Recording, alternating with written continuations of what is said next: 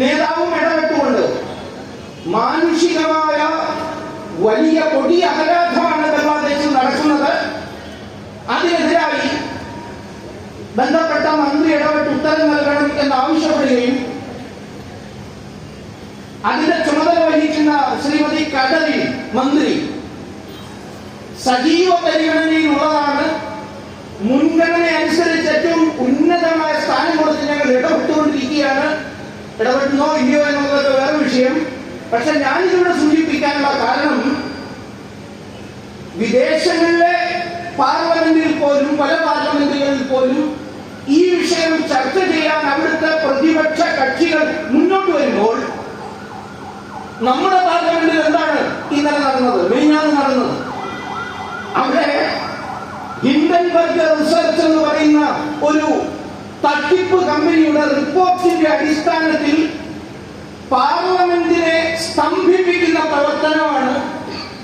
Hindenburg research ടീമിന് ഈ ബംഗ്ലാദേശിലെ കൊടിയ അക്രമങ്ങളുടെ സ്ഥാനമുണ്ട്, പിന്നിൽ സ്ഥാനമുണ്ട്. കാരണം അമേരിക്ക കേന്ദ്രീകരിച്ച് പ്രവർത്തിക്കുന്നതായ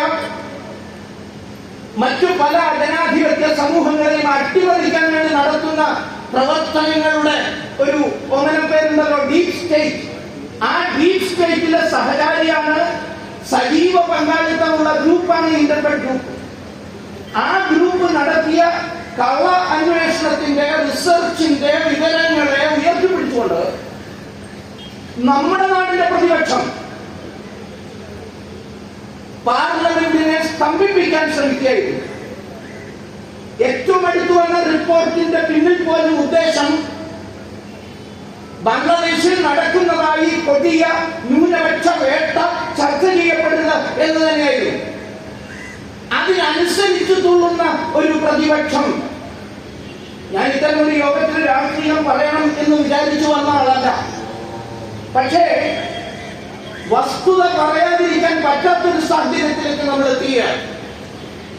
നമ്മുടെ ഭാരതത്തിന് പുറത്തുള്ള ഏതോ ഒരു രാഷ്ട്രത്തിൽ നടക്കുന്ന ഈ പ്രശ്നങ്ങൾ അവിടെയുള്ള ആളുകളെ കുറ്റം പറയുന്നതിന് മുമ്പ് നമ്മുടെ നാട്ടിലെ രാഷ്ട്രീയ പ്രസ്ഥാനങ്ങൾ ഏതൊരു നിലപാടാണ് ഈ വിഷയത്തിൽ എടുക്കുന്നത് എന്ന് പരിശോധിക്കേണ്ടതാണ്. അതുകൊണ്ടാണ് ഈ വിവരം തുടക്കത്തിൽ തന്നെ പറഞ്ഞത്.